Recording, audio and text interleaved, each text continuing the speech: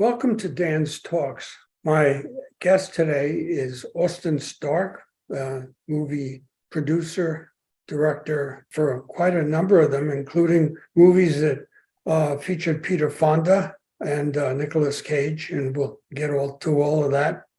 Welcome to the show, I guess, if such as it is. And I wanted to know, currently you have a film that's going to be premiered in Venice, I believe. Yeah, it was. Thanks for having me, first off. But yeah, we my new film, Coup, will be premiering at the Venice Film Festival in their Directors Fortnight program. It was actually just announced this morning, so we're very excited. Tell me about the movie Coup. It's set during the Spanish flu in 1918, and it follows a rebellious cook, a servant, played by Peter Sarsgaard, who gets a job working for a wealthy family who are sheltering on this beautiful estate. It's very Gatsby-esque. The cook essentially uses the pandemic as leverage to create an uprising with the other servants, and and they take over the estate. And so it's dark comedy. There's you could call it a comedy thriller. As I said, it stars Peter Sarsgaard. It also stars Billy Magnuson and Sarah Gadon. And so we've got a really talented cast, and it came together really well. I think it's a really strong film, and audiences will respond to it. Is it mostly you mentioned it's comedic? Is it also serious in some way?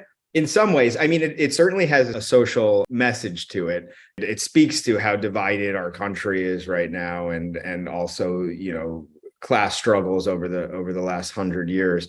But at the same time, it's a fun movie. And so it's kind of like, if you imagine, closest comps would be like Parasite or Triangle of Sadness, The Menu, like in that kind of vein tonally, but it's much different than those films.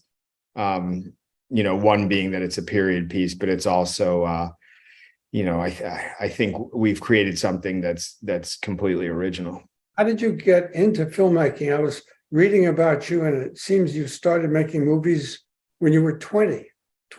I did. I went to Georgetown, and they didn't have a film major back then, but they had something called a concentration. And I kind of got into film when I was in college, and somewhere in the middle of that, and I started writing scripts, and I took all of the classes that Georgetown offered, which wasn't like such an extensive program at that time. And then when I got out of school, I just started making short films and music videos. Anytime I could get a little bit of money to do something, I would go out and make these shorts and pay for them myself. And some of them ended up getting into some cool film festivals and got some recognition. And then Martin Richards, who the Hamptonite, who produced Chicago and The Boys from Brazil. Yeah, he was the first person who believed in me. Yeah, Martin. Yeah, he was a great guy. We were my family. We were friends they were friends for many years. And then Martin saw some of my work, and then he ended up hiring me to work with him on a couple different projects. And that's how I got my start. When did you first feel that this was something you really wanted to do? Around the time I was probably about 19. Yeah. So my friend was in, one of my best friends went to Tisch. And so I was at Georgetown, and I would come back every weekend and hang out with him and all of his friends who were studying film. And and then we ended up writing a script together over one summer, when I was in college, and that's what sparked it for me. So I think the first real serious movie looks like around 2011. That's when you began to really cook. Yeah, I mean, well, we won. I was producing for a number of years, and these days I'm just focused on writing and directing, and I produce my own films. But 2010, 2009, we had a film that won the audience award at Sundance called Happy Thank You More Please in 2010, which was really exciting. And then I produced the film that Werner Herzog directed called My Son, which I think it was 2009 or 2010 that premiered at at Venice, where we're premiering this year. And then it also played at the Toronto International Film Festival. Those two films were, important for my early career. It seems that almost all your movies involve social issues and focusing on them. In particular, I was interested in the God Committee because it deals with a group of people that have to decide where this heart transplant would go. Yeah. And there's people who are looking for it, but there's only the one. Yeah, it revolves around a heart committee at a New York City hospital, and these committees are responsible for classifying patients and determining who's eligible to receive transplants.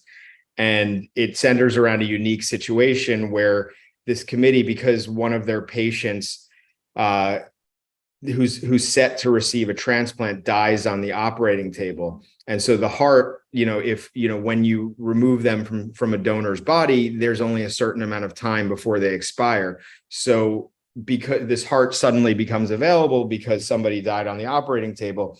And so the committee has 1 hour to decide which of 3 patients deserves this life-saving heart. Feels like 12 Angry Men. Yeah, it's exactly. I mean, it's definitely, that's a good call. Yeah, it's in that world. And it also cuts back and forth between a time period that takes place 7 years in the future to show how that one decision had an impact on so many different lives. Tell me where you're originally born and raised and where you're from. Yeah, I New York City. I grew up in New York City, and my family has had a place in the Hamptons since I was a child. So I also consider that home as well. What do you enjoy doing out here? Oh, I mean, the beach. I'm a big beach person. I love being in the ocean, and I play a lot of tennis, yoga. There's this place called Hamptons Hot Yoga, which I love. In the summer it's brutal, like you sweat your soul out. But it's great. And barbecuing, I like cooking food, doing very laid back things. I guess if you talked to me 20 years ago, I would have probably been at the clubs and partying all night, but I'm a little old for that. I have a 2-year-old daughter. So I keep it low key these days. Two other questions I wanted to ask you about. Tell me how it was working with Nicolas Cage and Peter Fonda in The Runner, and a little bit about that. That was in 2015, so it's about 8 years ago. Yeah, and that was my first film as a director, my first feature. I remember when I was working with the two of them, we were shooting a scene together, right? Because Peter Fonda played Nicolas Cage's father in the film. And I remember thinking to myself, oh my God, here I'm directing these two legends. It occurred to me as I stepped on set and looked at them ready to go, looking at me for direction. And it was How did you get to be the director of that? I mean, I wrote the script. I wrote a script that, about a politician during the BP oil spill. It was touching on a lot of the issues of that spill. And it was, socially relevant, but also Nicolas Cage plays an up-and-coming congressman in Louisiana. His career is destroyed in a sex scandal, and that was a very timely topic back then. And so I think they read it and they responded to its timeliness, and Cage played this very broken character, and he really connected with him. And so, but it was pretty incredible directing both of them. I had a couple pinch me moments, and as for Cage is such a cool guy. He's very eccentric, as you can imagine, but he's a really sweet person, very authentic, and the same for Peter Fonda. You could almost feel like you were in the presence of a legend when you'd hang out with Peter Fonda. Were there any legendary events years ago? They used to have a very pouting people wouldn't come out of the trailer, that kind of. Oh no, not at all. I mean, Cage would like be in disguise when he'd leave set. That was kind of funny because like sometimes we'd be in the middle of nowhere and Cage would be wearing a Hawaiian shirt and like this like a hat that like covered most of his face, and like you'd kind of like he almost stood out more because he was dressed so ridiculously. But that's Cage, you know, and he'd have gold chains and all this stuff. But you know, no, they weren't divas at all. They were cool. I mean, Nick has like a certain way he likes to live. You know, he needs like a nice hotel room, nice suite, you know. But you know, it's understandable. They need their trailers, but they're not divas in that traditional sense. And they were just like really passionate about the material and happy to make the film. And so they didn't give me any trouble. I see something called Infinitely Polar Bear in Yes. in your resume. What was that? It's a film about a bipolar father trying to raise his kids in the 1970s in Boston. And it's a very personal story. I produced it. It was directed by a woman named Maya Forbes, who's super talented, and she's done a lot of other really interesting films. And Mark Ruffalo plays the father. It's a very intimate story, and it's warm, like a very heartwarming dramedy, and really proud of that film. It would seem that Coup would have very unique things going on in it. I'm talking about the filmmaking part. Being a period piece requires quite a bit of effort in obtaining things that were unique for that era. Yeah. Dude, how that worked out. It was tricky. Yeah, for sure. And you want to get all of that right. And so, you know, the one thing that we made sure is that our production designer, a woman named Dina Sidney, she's like a historian. She knows everything about the time period, and so was hell bent on making everything period accurate. And so we have a lot of conversations about that. And as for where we shot in New Jersey, believe it or not. There's some like Gilded Age like mansions that like we shot at a very famous one called Blair's Den, which for all of the like that's all like all of the scenes outside in the film are shot there, and then all the scenes that take place inside are shot at a different mansion, that the Gould Mansion in New Jersey, and that he was like a famous like short seller in the early 1900s, and he donated his estate to a college, and they've kind of left it pretty much like as it was.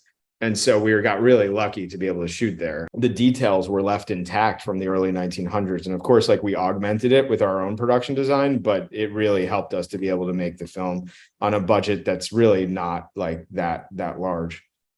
Well, good luck with that. And yeah, thank you. I'll see you soon, and thanks for. Yeah, no, appreciate you having me on. I'll